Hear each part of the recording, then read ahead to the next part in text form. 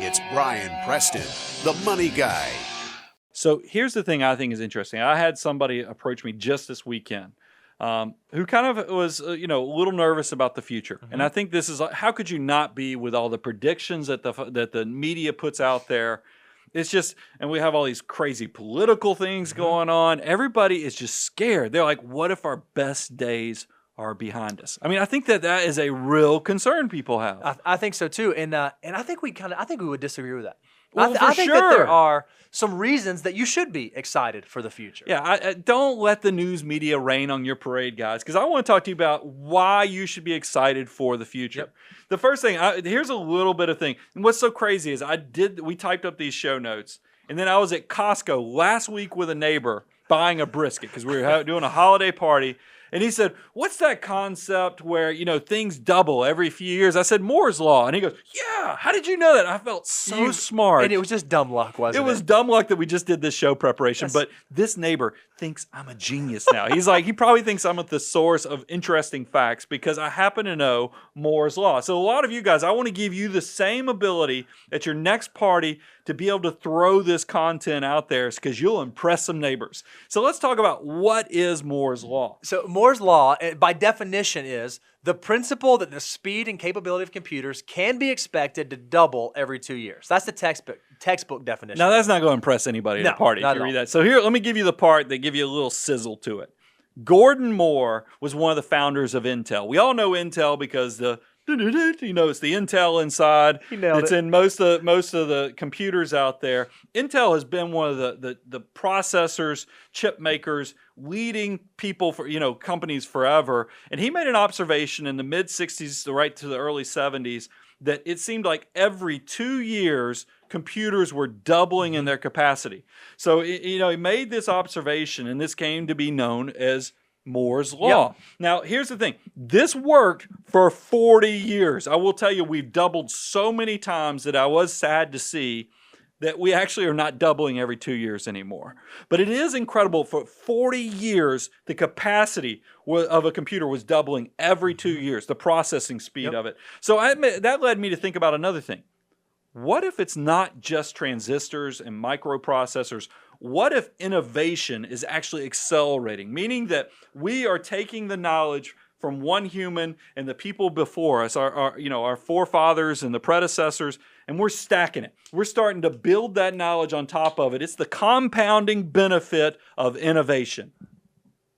You felt like I was on a roll and you didn't want to interrupt I'm on the edge of my seat. I'm going. So let's talk about this, because then this leads to the happiest place on earth. You guys, I don't know how it was. I started thinking about Moore's Law, and I was like, wait a minute. I've been somewhere where it talked about technology innovation for mankind. And it's, of course, if you think about Spaceship Earth down in Orlando, Florida, Epcot, it's the big golf ball looking ball. That's actually a ride. So if you're in Orlando in July and it's 133 degrees on top of the pavement, you're going to be looking for air conditioning. I want you to go ride this because the queue moves really fast, and it's one of my favorite rides because it also has the soothing voice of Dame Judi Dench. And she does an incredible job of, you ride up into this sphere, and it talks about humans' innovation, through the ages, over the last 40,000 years, I believe, which somehow ends around 1976. but we're going to fill in the gaps after 1976. So, but let's kind of go on this journey. So close your eyes, pretend that this Southern accent is turned into the soothing Dame Judi Dench. This is when I wish I had a really cool English accent, but I don't have one. If it makes you feel better, I wish you did too. So as you start the ride, right, it kicks off. And the very first thing that it notes is that papyrus, was invented around 3000 I mean, it changed BC. the world because we were, scribbling on caves and doing other things beforehand. Now we have paper, and then, and so they talk about the Egyptians. Well, who could think about the Egyptians without thinking about the innovation of that they had pyramids? But then I want you to notice on the visual that we're doing for all of our YouTube listeners, you just have to go with me, podcast listeners, is that all that happened around 3000 BC, 2500 BC for the pyramids, but then we start having some gaps. I mean, if you could look at this visually, it's like, what were they doing? After they wrote BC. paper, now we have, I will tell you, because you're on the ride, you're going around a corner, all the religious people are scribing. That's what they consider them. The big historians were doing, where the monks and others are actually writing a lot of things and sharing. So that's going on for thousands of years. Then the next innovation was the printing press in 1440. That's 1440 So we've got a long time. Thousands of years went by. And then we, kind of go through, and then the cotton gin came around right before the 1800s. Yep. That really revolutionized our ability to kind of separate. Because if y'all don't know, I mean, we're from the South. Cotton has some seeds in it. And it's a lot of trouble to get those out. So the cotton gin was a big innovation because it made just getting, the thread and making clothing, fabrics in general were a lot easier after that innovation. So here's the big thing. A lot of things. That's pretty exciting, but still pretty sparse. I mean, if you looked at this visually, not a lot of stuff going on. And then wham, bam, look at what happened. Wow, 1885. 1849 was the first telephone. First telephone invented. And then in 1885, we had the first automobile. And then in 1895, the first radio signal. We're starting to crank here. 1903, the airplane was invented. It's almost like somebody threw some bacon grease in there and really got this thing cranking. 1927, first television was invented. 1969, U.S. landed on the moon.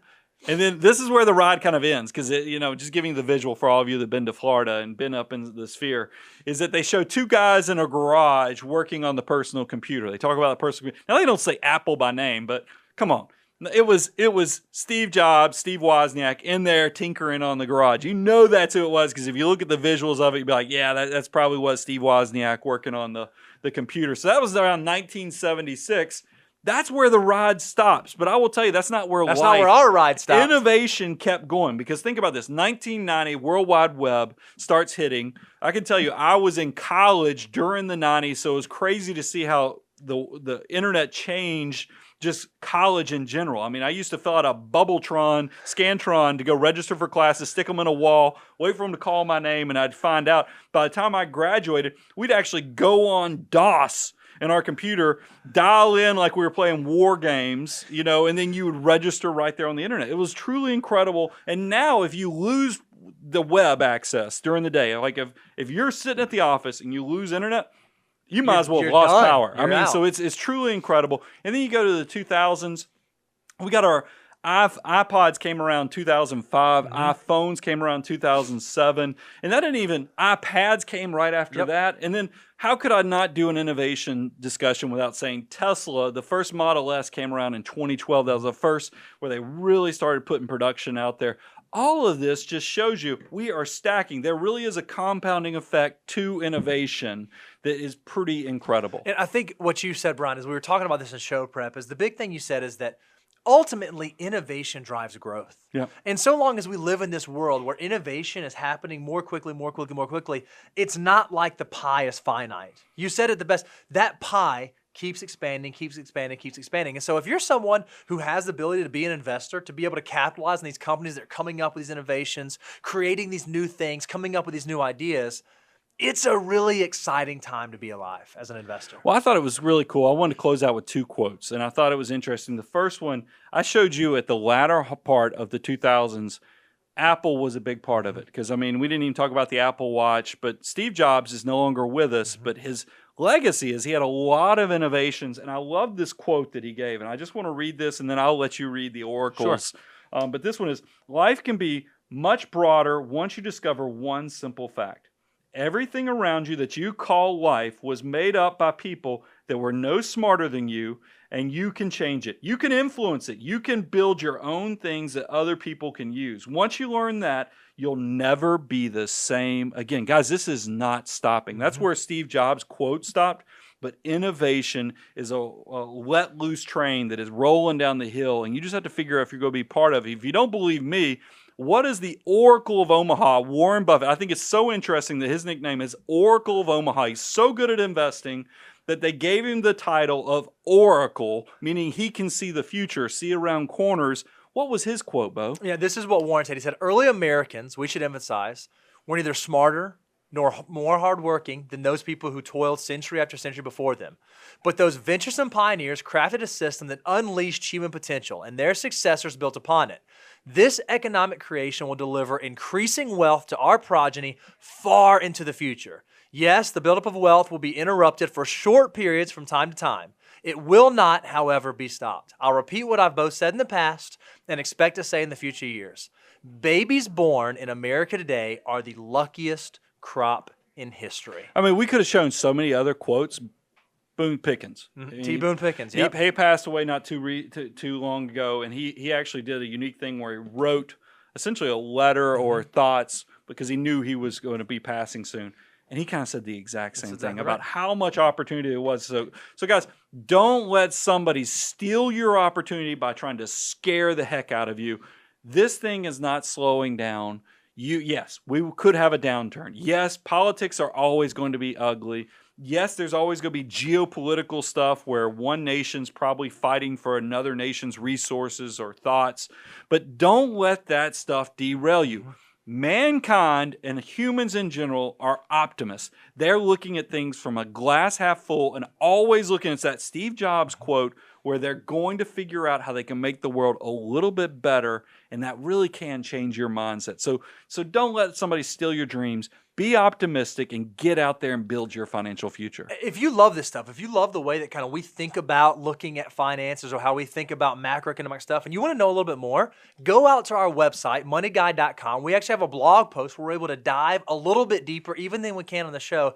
And if you haven't checked out our resources page, you have to go do that, because on there we have PDFs, spreadsheets, illustrations, deliverables, things that you can tangibly take away and use to help you take your finances beyond common sense. Now, this is one that hopefully just lit a fire in people, got them excited. But we go deep on the nerdy stuff too. But I just hope you know, a lot of you are going to say, I kind of like these guys. They're motivating. But then you go watch a nerdy show and go, wow, they're really kind of nerdy too. And you're like, how can they just give it away? The reason we can just give it away is because we believe in this. We call it the abundance cycle. There's a reason our financial planning firm is called Abound Wealth.